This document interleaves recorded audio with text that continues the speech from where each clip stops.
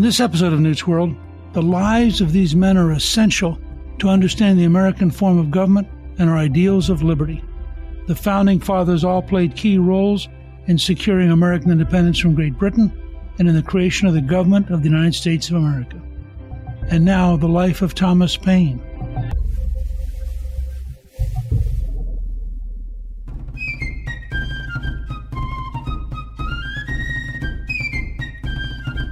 As a young person, Patrick Henry accompanied his mother to sermons given by evangelical Presbyterian Samuel Davies, whose oratorical skills had a strong influence on him.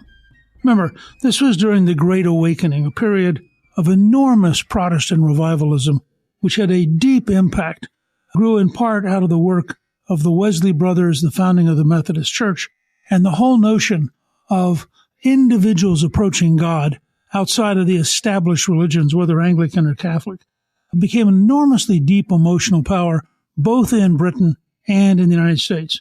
And Patrick Henry was influenced by Samuel Davies, both in his religion, but also in rhetorical skills, in the ability to weave words so that they had a magic effect.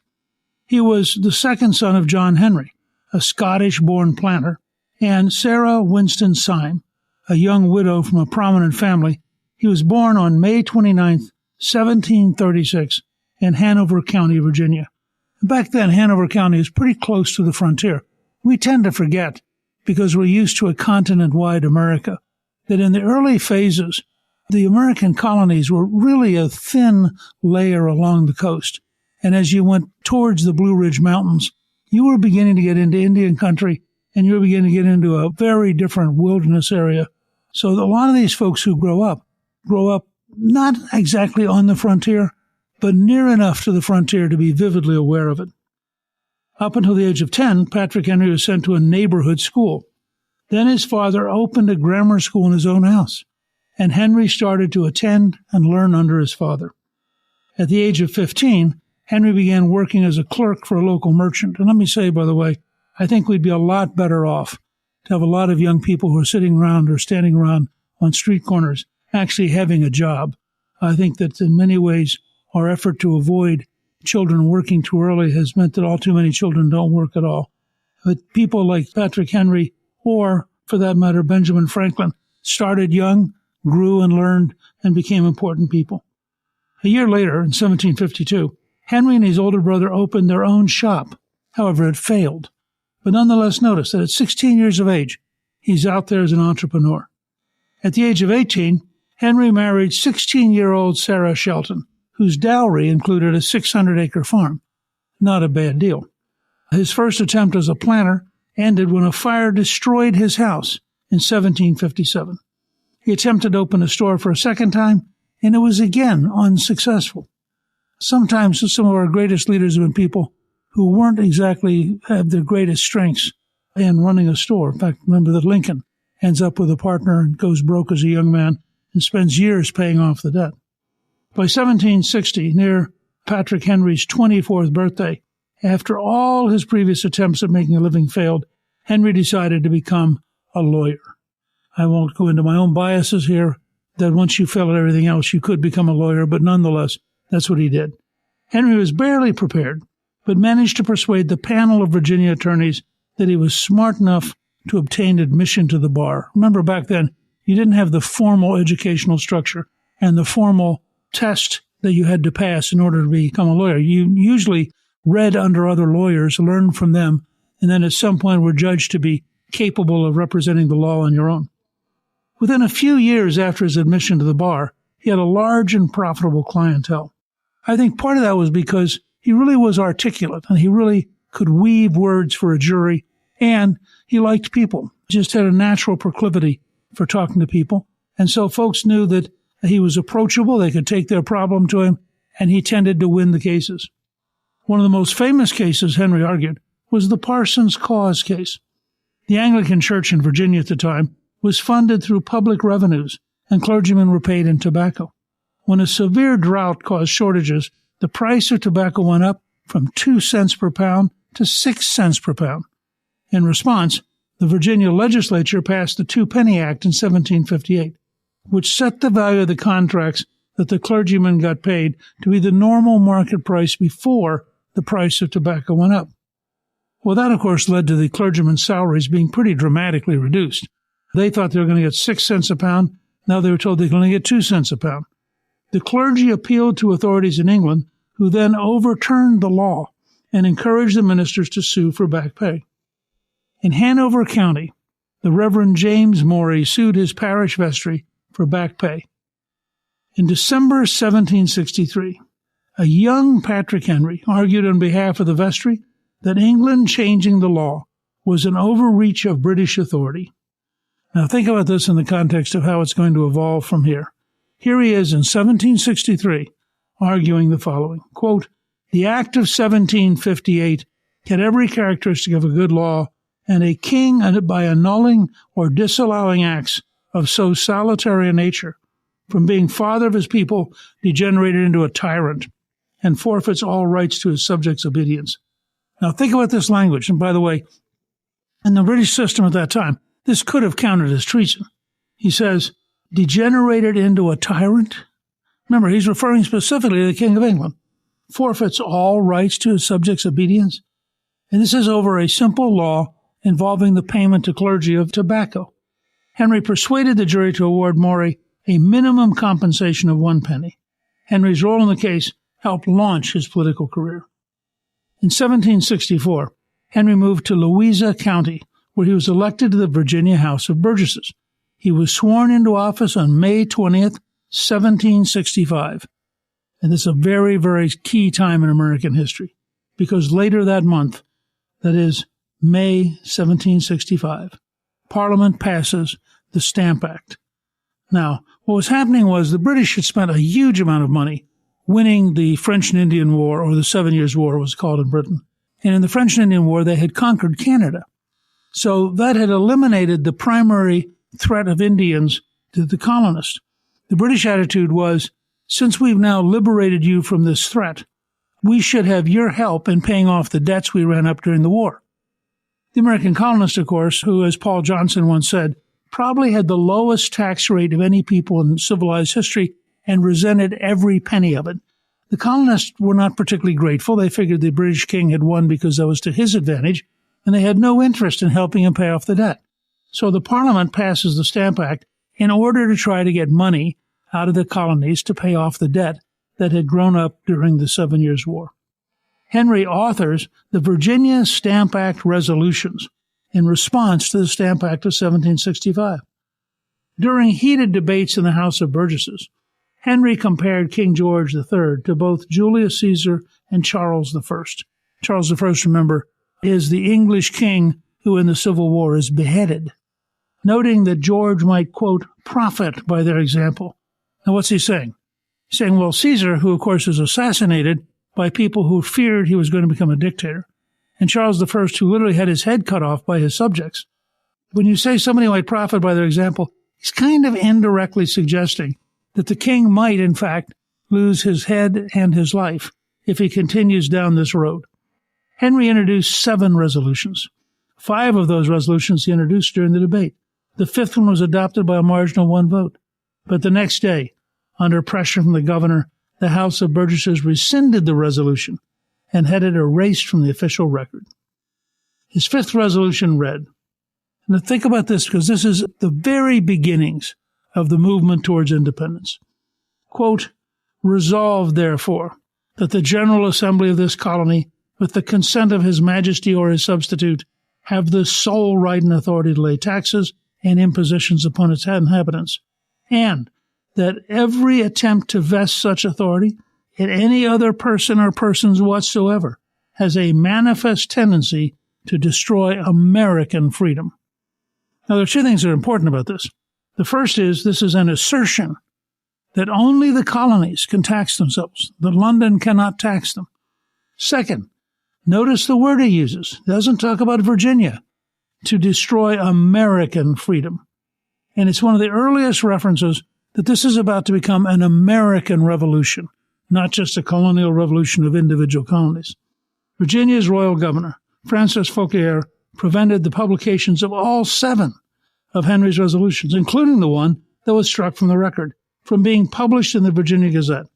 Despite the governor's attempts to suppress this information, within a few weeks, Henry's resolutions were published in other colonies, including Maryland, Rhode Island, and Massachusetts. He's beginning to get a national audience for what he's saying and how he's doing it. Henry continued to serve in the House of Burgesses throughout the 1760s and the early 1770s. In September 1774, Henry and 6 other Virginia delegates traveled to the First Continental Congress. In all, 56 delegates from 12 colonies came to Philadelphia. Henry believed the colonies were on the path to war and declared, quote, "Distinctions between Virginians, Pennsylvanians, New Yorkers, and New Englanders are no more. I am not a Virginian, but an American." Now, this is a revolutionary statement, and you'll notice that when you get to the American Civil War, some 70 years, 80 years later. At that point, you have people say, well, I can't. Robert E. Lee's a good example. He breaks his oath as a West Point graduate to side with Virginia. So he didn't quite get what Patrick Henry was getting at, which is that Henry was an American now. He saw the future as all the colonies working together, not as a Virginia rebellion, but an American rebellion.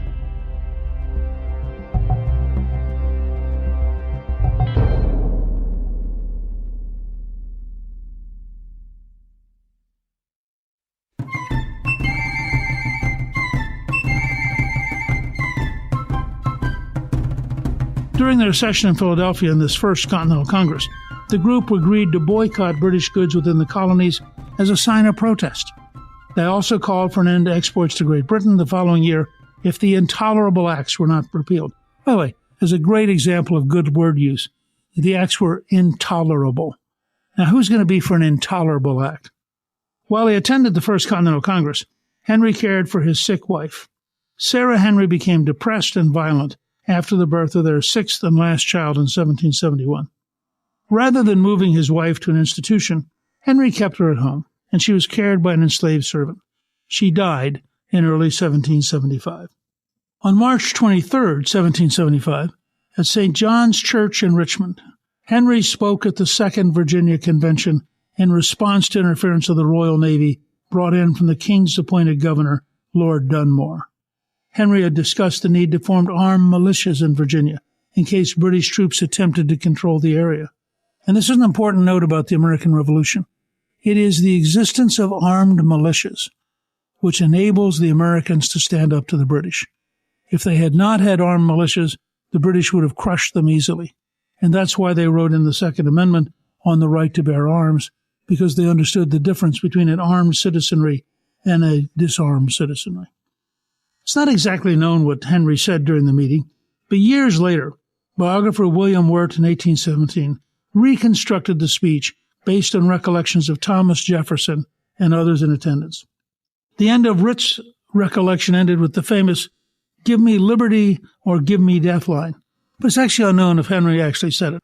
And that's pretty much drawing a line. Wirt's recollection of speech is this, quote, "No man thinks more highly than I do of the patriotism as well as abilities of the very worthy gentlemen who have just addressed the House. But different men often see the same subject in different lights, and therefore I hope it will not be thought disrespectful to those gentlemen if, entertaining as I do opinions of a character very opposite to theirs, I shall speak forth my sentiments freely and without reserve. This is no time for ceremony. The question before the House is one of awful moment to this country. For my own part, I consider it as nothing less than a question of freedom or slavery, and in proportion to the magnitude of the subject ought to be the freedom of the debate. It is only in this way that we can hope to arrive at truth and fulfill the great responsibility which we hold to God and our country. Should I keep back my opinions at such a time, through fear of giving offense? I should consider myself as guilty of treason towards my country, of an act of disloyalty toward the majesty of heaven, which I revere above all earthly kings. Mr. President, it is natural to a man to indulge in the illusions of hope. We are apt to shut our eyes against a painful truth and listen to the song of that siren till she transforms us into beasts. Is this the part of wise men, engaged in a great and arduous struggle for liberty? Are we disposed to be of the number of those who, having eyes, see not, and having ears hear not the things which so nearly concern their temporal salvation? For my part, whatever anguish of spirit it may cost, I am willing to know the whole truth, to know the worst, and to provide for it. I have but one lamp by which my feet are guided, and that is the lamp of experience. I know of no way of judging of the future but by the past. And judging by the past, I wish to know what there has been in the conduct of the British ministry for the last 10 years to justify those hopes with which gentlemen have been pleased to solace themselves in the House. Is it that insidious smile with which our petition has been lately received? Trust it not, sir. It will prove a snare to your feet. Suffer not yourselves to be betrayed with a kiss. Ask yourselves how this gracious reception of our petition comports with those warlike preparations which cover our waters and darken our land. Are fleets and armies necessary to a work of love and reconciliation? Have we shown ourselves so unwilling to be reconciled that force must be called in to win back our love? Let us not deceive ourselves. These are the implements of war and subjugation, the last arguments to which kings resort. I ask, gentlemen, sir, what means this martial array, if its purpose be not to force us into submission? Can gentlemen assign any other possible motive for it? Has Great Britain any enemy in this quarter of the world to call for all this accumulation of armies and navies? No, sir, she has none. They are meant for us. They can be meant for no other. They are sent over to bind and rivet upon us those chains which the British ministry have been so long forging. And what have we to oppose them? Shall we try argument? Sir, we have been trying that for the last 10 years. Have we anything new to offer upon the subject? Nothing. We've held the subject up in every light of which it is capable, but it has been all in vain. Shall we resort to entreaty and humble supplication? What terms shall we find which have not been already exhausted? Let us not, I beseech you, sir, deceive ourselves. Sir, we have done everything that could be done to avert the storm which is now coming on. We have petitioned. We have remonstrated. We have supplicated. We have prostrated ourselves before the throne and have implored its interposition to arrest the tyrannical hands of the ministry and parliament. Our petitions have been slighted. Our remonstrances have produced additional violence and insult. Our supplications have been disregarded, and we have been spurned with contempt from the foot of the throne. In vain after these things may we indulge the fond hope of peace and reconciliation. There is no longer any room for hope. If we wish to be free, if we mean to preserve inviolate those inestimable privileges for which we have been so long contending, if we mean not basely to abandon the noble struggle in which we've been so long engaged, in which we have pledged ourselves never to abandon until the glorious object of our contest shall be obtained, we must fight. I repeat it, sir, we must fight. An appeal to arms and to the God of hosts is all that is left us. They tell us, sir, that we're weak, unable to cope with so formidable an adversary. But when shall we be stronger? Will it be the next week or the next year? Will it be when we are totally disarmed and when a British guard shall be stationed in every house? Shall we gather strength by irresolution and inaction? Shall we acquire the means of effectual resistance by lying supinely on our backs and hugging the delusive phantom of hope until our enemies have bound us by hand and foot? Sir, we are not weak if we make a proper use of those means which the God of nature hath placed in our power. The millions of people, armed in the holy cause of liberty, and in such a country as that which we possess, are invincible by any force which our enemy can send against us. Besides, we shall not fight our battles alone. There is a just God who presides over the destinies of nations, and who will raise up friends to fight our battles for us. The battle, sir, is not to the strong alone. It is to the vigilant, the active, the brave. Besides, sir, we have no election. If we were base enough to desire it, it is now too late to retire from the contest. There is no retreat but in submission and slavery. Our chains are forged. Their clanking may be heard on the plains of Boston. The war is inevitable. And let it come. I repeat it, sir, let it come. It is in vain, sir, to extenuate the matter. Gentlemen may cry, peace, peace, but there is no peace. The war has actually begun. The next gale that sweeps from the north will bring to our ears the clash of resounding arms. Our brethren are already in the field. Why stand we here idle? What is it the gentlemen wish? What would they have? Is life so dear, or peace so sweet, as to be purchased at the price of chains and slavery? Forbid it, Almighty God. I know not what course others may take, but as for me, give me liberty or give me death. Now, I'll tell you, if you stand in that church, the very same church he stood in, and you read that out loud, you will have chills. You will realize what a historic, amazing moment this was, and what an extraordinary leader and great orator he was. The convention passed the resolution to form militias to defend Virginia. Virginia's royal governor, John Murray, dispatched a company of Marines to seize the colony's munitions days after British soldiers marched towards Lexington and Concord for exactly the same purpose. The raid angered the Virginians, and Henry led his militia company towards Williamsburg to demand compensation for the stolen gunpowder. In response, Murray issued a proclamation on May 6, 1775, denouncing, quote, a certain Patrick Henry and a number of deluded followers who have taken up arms and put themselves in the posture of war. He also directed, quote, all persons upon their allegiance not to aid, abet, or give countenance to the said Patrick Henry, close quote. Of course, what this did is it made Patrick Henry really well known. It strengthened his reputation. The governor had, in fact, increased the power and the capacity of his opponent. On May 10, 1775, Henry attended the Second Continental Congress. Henry was asked to prepare the colony's final petition to the king, but his draft was considered too radical. Frankly, listening to that speech, you can imagine why. Fellow Virginia delegate Richard Henry Lee attempted a second draft. The Congress opted for Pennsylvania's John Dickinson's draft, which had a much gentler rhetoric. While Henry was in Philadelphia, the Virginia Convention created 2 provincial regiments and elected Henry colonel of the 1st Virginia Regiment and commander of the overall militia. Henry tried to recruit and organize the troops, but in December 1775, William Woodford in the 2nd Virginia Regiment was sent to challenge the British Army near Fort Norfolk in the Battle of Great Bridge. Henry, after being passed over for leading the battle, decided to resign his commission. Many of the soldiers he recruited threatened to leave because Henry was leaving, but he persuaded them to put the American cause first and accept their new leadership. During the Virginia Convention of 1776, Henry helped to write Virginia's new constitution. Remember, these colonies become states are all writing constitutions, which is great preparation a decade later when they will have to go to Philadelphia to write the Constitution of the United States. So Henry's there in 1776, helping write Virginia's new constitution, its Declaration of Rights, and a resolution to Congress proposing independence.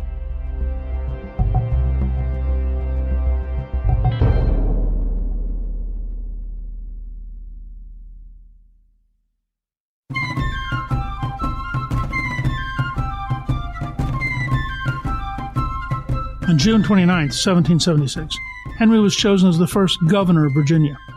As governor, Henry worked closely with George Washington to raise and equip forces. Henry was reelected twice for 1-year terms and served as governor until June 1779, when he was succeeded by Thomas Jefferson. Henry remarried in October 1777, and he and his second wife, Dorothy Dandridge Henry, had 11 children together, adding to the 6 children from his first wife. In 1779, Henry was elected to the Virginia House of Delegates. During this time, Virginia politicians were split into 2 factions, anti-federalists and federalists. That is, one side wanted to have a federal government, the United States. The other side wanted to strengthen the states and called themselves the anti-federalists because they didn't want a strong central government. They wanted to continue the Articles of Confederation, which were very weak and which really reposed power in each individual state. Henry often found himself in opposition to James Madison over the separation of church and state. James Madison and Thomas Jefferson advocated strict separation of church and successfully pushed for the Virginia Statute for Religious Freedom. Henry, on the other hand, advocated for state support for religious teachers. As governor of Virginia, he introduced a plan for a tax to support Christian teachers, a plan that was vividly opposed by Madison and Jefferson. Madison took this opportunity to rally support for Jefferson's bill for establishing religious freedom, and since Henry was denied a vote in the legislature since he'd been elected governor, the bill passed. Henry and Madison also differed in what role the federal government should play. In 1785, Henry pushed to strengthen the Articles of Confederation. He told Madison to sketch out some plan for giving greater powers to the federal government, and he would support it on the floor. Madison, however, pushed for a much more centralized national government. So where Henry wanted to strengthen the Articles of Confederation, Madison wanted to replace them. Henry was elected but refused to attend the Constitutional Convention of 1787, where the Articles of Confederation were supposed to be revised. But in an amazing coup d'etat, by the way, the Constitutional Convention decided they would replace the Articles, not revise them. When Washington sent him a copy of the Constitution and asked him to support it, Henry expressed concerns, writing to Washington on October 19, 1787, quote, "I have to lament that I cannot bring my mind to accord with the proposed Constitution. The concern I feel on this account is really greater than I am able to express. Perhaps mature reflection may furnish me with reasons to change my present sentiments into a conformity with the opinion of those personages for whom I have the highest reference." In other words, Henry found himself in the awkward position of turning down his fellow Virginian and the first great American, George Washington. But he did turn him down. During the Virginia Convention of 1788, aimed at ratifying the Constitution, Henry and George Mason led the Anti-Federalists in debate against the plan, saying, and this is very important because you need to remember, this wasn't automatic. It was not inevitable that we were going to end up with a centralized government and with a Constitution of the United States as opposed to a confederation of the individual states. So Henry and Madison wrote, quote, "What right had they to say, 'we the people'? Who authorized them to speak the language of 'we the people' instead of 'we the states'? If the states be not the agents of this compact, it must be one great consolidated national government. I am not free from suspicion. I am apt to entertain doubts. I rose yesterday to ask a question which arose in my own mind. When I asked the question, I thought the meaning of my interrogation was obvious. The fate of this question in America may depend on this. Have they said, 'we the states'? Have they made a proposal of a compact between states? If they had, this would be a confederation. It is otherwise, most clearly, a consolidated government. The question turns, sir, on that poor little thing, the expression, 'we the people,' instead of the states of America. I need not take much pains to show that the principles of this system are extremely pernicious, impolitic, and dangerous. Is this a monarchy like England, a compact between prince and people, with checks on the former to secure the liberty of the latter? Is this a confederacy like Holland, an association of a number of independent states, each of which retain its individual sovereignty? It is not a democracy, wherein the people retain all their rights securely. Had these principles been adhered to, we should not have been brought to this alarming transition from a confederacy to a consolidated government. We have no detail of these great considerations which, in my opinion, ought to have abounded before we should recur to a government of this kind. Here is a revolution as radical as that which separated us from Great Britain. It is as radical if in this transition our rights and privileges are endangered and the sovereignty of the states be relinquished. And cannot we plainly see that this is actually the case? The rights of conscience, trial by jury, liberty of the press, all your immunities and franchises, all pretensions to human rights and privileges are rendered insecure, if not lost, by this change so loudly talked of by some and inconsiderately by others. Is this same relinquishment of rights worthy of free men? Is it worthy of that manly fortitude that ought to characterize Republicans? It is said 8 states have adopted this plan. I declare that if 12 states and a half had adopted it, I would with manly firmness, and in spite of an erring world, reject it. You are not to inquire how your trade may be increased, nor how you are to become a great and powerful people, but how your liberties can be secured, for liberty ought to be the direct end of your government. Now, obviously, this is a huge fight between those who want America to become a country and those who want America to become a confederation of independent states. On June 4, 1788, in a speech during the Virginia Ratifying Convention, later entitled, "A Wrong Step Now and the Republic Will Be Lost Forever," Henry said, quote, "I conceive the Republic to be in extreme danger. If a wrong step be now made, the Republic may be lost forever. If this new government will not come up to the expectation of the people, their liberty will be lost, and tyranny must and will arise." Henry was wary of the powers that the executive branch would have, saying during the Virginia Convention, quote, "If your American chief be a man of ambition and abilities, how easy is it for him to reduce himself absolute? The army is in his hands, and where is the existing force to punish him? Can he not, at the head of his army, beat down every opposition? What will then become of you and your rights? Will not absolute despotism ensure?" Despite this, Henry's opponents won over enough moderate anti-federalists to ratify the Constitution 89-79. But think about that. In the largest state, the central state that ultimately was the key to whether or not you could create a United States, the margin was 10 votes, 89-79. So even with Washington on the other side, even with Jefferson on the other side, there were still 79 Virginians who said no. In 1791, an ailing Henry retired from active politics. In 1793, Henry worked with John Marshall to defend a Virginia physician in a lawsuit by a British merchant house to recover pre-war debts. Henry won, cementing his reputation as a lawyer. Washington in 1799 convinced Henry to return to politics after the Kentucky and Virginia resolutions were passed. Henry stood again for election to the Virginia House of Delegates in the spring of 1799, and he delivered his last public speech on his election day. Quote, "If I am asked what is to be done when a people feel themselves intolerably oppressed, my answer is ready. Overturn the government. Wait at least until some infringement is made upon your rights that cannot be otherwise redressed. Otherwise, like failed republics of the past, you might bid adieu forever to representative government, for you can never exchange the present government but for a monarchy." Henry won the election, but he died on June 6, 1799, a few months before the assembly was to be convened. He was 63 years old. Henry left a small envelope with his last will and testament. Inside, in addition to his will, was a single sheet of paper with his 1765 resolutions against the Stamp Act. And on the back, he left a brief message about his resolutions. It said, quote, "The within resolutions passed the House of Burgesses in May 1765. They formed the first opposition to the Stamp Act and the scheme of taxing America by the British Parliament. All the colonies, either through fear or want of opportunity to form an opposition, or from influence of some kind or other, had remained silent. I had been for the first time elected a Burgess. A few days before was young, inexperienced, unacquainted with the forms of the House and the members that composed it. Finding the men of weight averse to opposition, and the commencement of the tax at hand, and that no person was likely to step forth, I determined to venture, and alone, unadvised and unassisted, on a blank leaf of an old law book, wrote the within. Upon offering them to the House, violent debates ensued. Many threats were uttered, and much abuse cast on me by the party for submission. After a long and warm contest, the resolutions passed by a very small majority, perhaps of 1 or 2 only. The alarm spread throughout America with astonishing quickness, and the ministerial party were overwhelmed.